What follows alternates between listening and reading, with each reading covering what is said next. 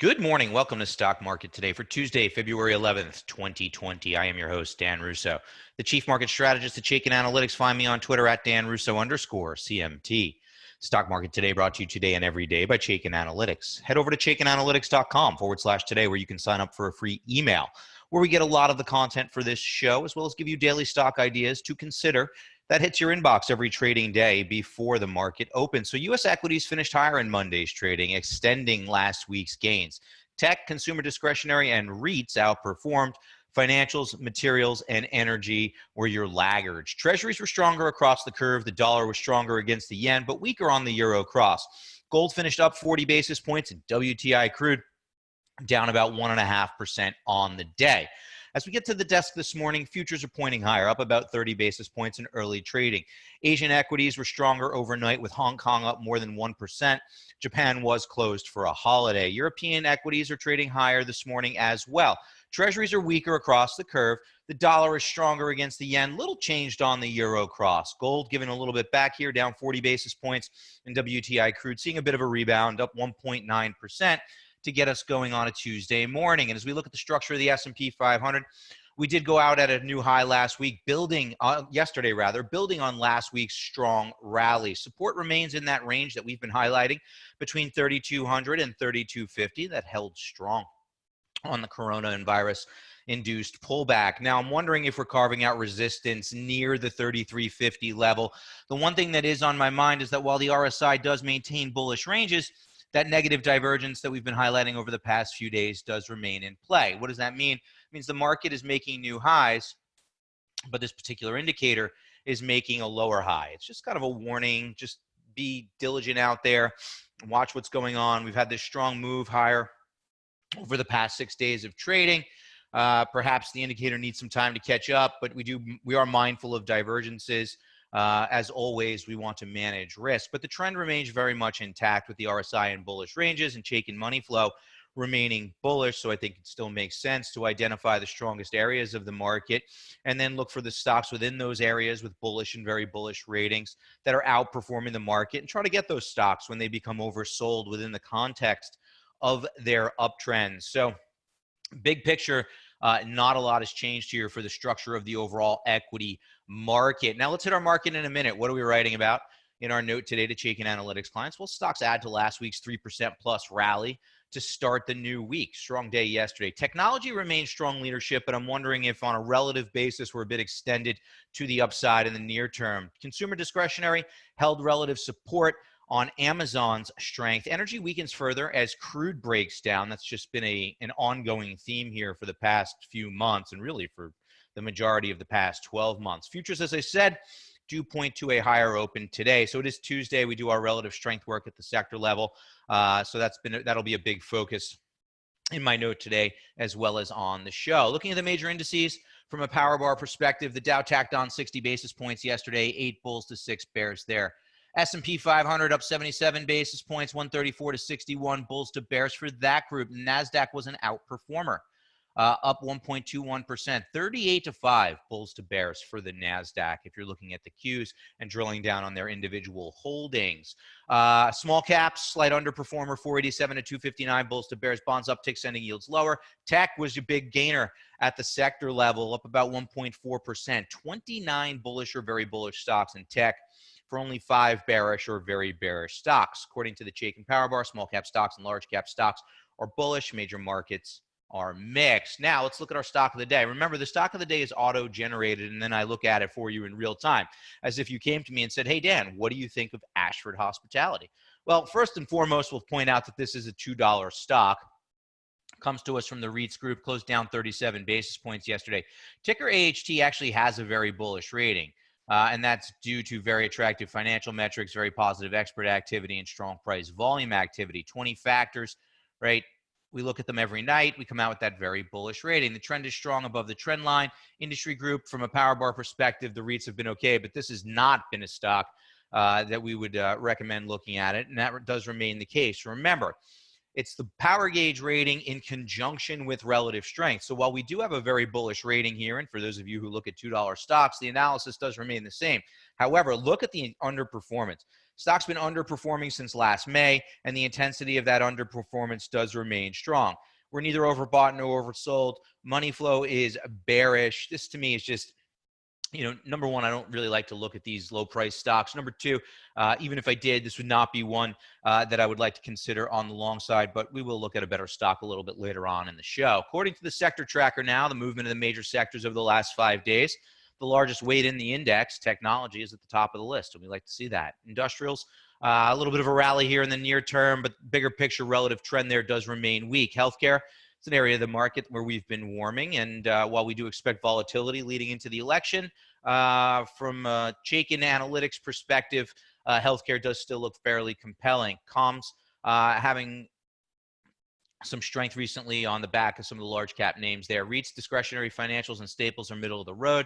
Materials and energy are higher over the past 5 days, but still lagging, and utilities are lower over the past 5 days. Utilities have had a strong move as rates have come in, seem to be digesting that move here in the near term. Energy, we're going to take a look at the energy complex a little bit later on in the show on a relative basis. And while that one does look extended to the downside in the near term, still just an area where it's hard for me to get excited. Now, looking at our industry in focus, insurance services, over the past 6 months, it's been an underperformer, lagging the S&P 500 by almost 6%. However, the power bar ratio, which looks at future potential, is very strong. 27 bullish stocks for 3 bearish stocks. It's currently ranked number 3 of 21 subsectors and has moved up 1 slot over the past week. And some of the indicative names there that may warrant more work: MetLife, MET, Old Republic, ORI, and Allstate, ALL, all with very bullish Chaikin power gauge ratings. And of the 3, I think that Allstate looks the best. Taking a look at Allstate here, we have a very bullish stock, right? Closed 123.95 yesterday. Strong trend above a rising long-term trend line and in a strong industry group. We just said the power bar ratio for insurance is strong. Now, what's interesting to me is this personality change as we went from an underperformer to an outperformer to coincide with that very bullish rating. Chaikin money flow is bullish. And overbought, oversold, we're kind of middle of the road. So we have a nice, steady, strong uptrend here for a stock that's outperforming. If you're looking for a name in the insurance complex, I think that Allstate is, of the 3, looks the best. Seeing a bit of a consolidation here after an earnings-induced rally. Maybe give this some time to work towards an oversold condition, and then all else being equal, Allstate starts to look compelling as an idea on the long side of the portfolio as a leading stock in a leading area of the market. Turning now to what's trending. Yesterday's S&P 500 movers and shakers, our gainers and losers. AMD is a neutral rating. Stock added 5% yesterday. Nothing company specific to drive trading there. I will note that the chip stocks did have a bout of outperformance yesterday. Lowe's hit a 52-week high following their earnings announcement, up 4.81% on the day. NVIDIA, same story as AMD. Didn't see anything company specific there, up 4.5%. Rallying with the rest of the semiconductor stocks yesterday. MCK, very bullish stock, up 3.7%. Hit a 52-week high on news of an exchange offer. These investors like what they heard there, sent that stock higher. IPG Photonics, remember this one was on the loser side of the board yesterday, seeing a bit of a rebound in following yesterday's trading, up nearly 3.5% for IPG Photonics. On the loser side of the board, Abiomed, ABMD. It's a volatile name. We've seen it on both sides of this leaderboard over the past few weeks and months. Well, a medical journal published an abstract, and investors didn't like what they saw there. Take 6.9% out of the stock. National Oilwell Varco, NOV, down 5.4% following their earnings announcement, also levered to the energy complex, and oil did have a weekday yesterday. WTI crude down about 1.5%. XEC, same story there. Nothing company specific. Stock down 5.2%. Oil weakness likely the culprit there. Just remember, the energy complex has just been an area of the market to avoid. Norwegian Cruise Lines, down 3.43%. Cruise lines have come under pressure as fears have ramped up around the coronavirus. And DXC following through to the downside. Remember, this was on the loser board yesterday, and it is there again today. DXC down roughly 3.4%, following through to the downside after weakness in that stock on Friday. So let's take a look at technology here. I told you on Tuesdays, we look at relative strength or at the sector level and highlight where there's potential sector rotation, where the areas of the market where we see strength and weakness. And listen, we've been bullish on technology. It's been the right call. This has been in a solid uptrend since the market bottomed late 2018, early 2019. You can see this trend of relative strength retakes the 200-day moving average and just continues to move higher. 200-day moving average is rising as well. Now, confirmed by momentum, as the RSI has maintained a position in bullish ranges, and throughout the course of the past year or so of trading, it's become overbought a few times, currently close to an overbought condition. And the uptrend on an absolute basis is very much intact. I would call that a textbook uptrend, a series of higher highs and higher lows for the technology complex.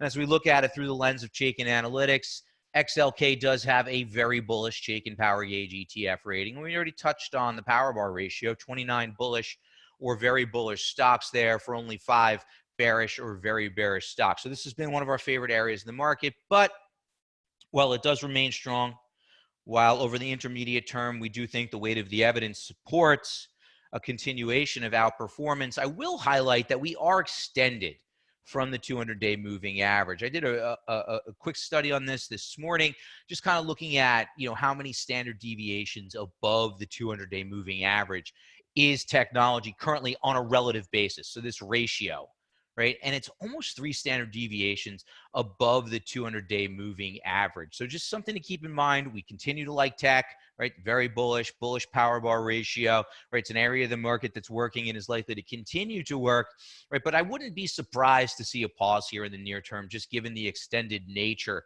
of the group. So we're asking the question, is it extended? Yes, it is extended. Can it get more extended? Yes, but we like to think a little bit tactically as well within our strategic views on the marketplace. What about consumer discretionary? Consumer discretionary is an interesting group because it's very diverse. This is one of those areas of the market where I like to tell investors, if you're drilling down on consumer discretionary, you really do have to take your analysis to the industry level, right? Because there are a lot of different groups here, right? There's specialty retail, there's soft lines, there are hard lines. Home builders are part of the discretionary group.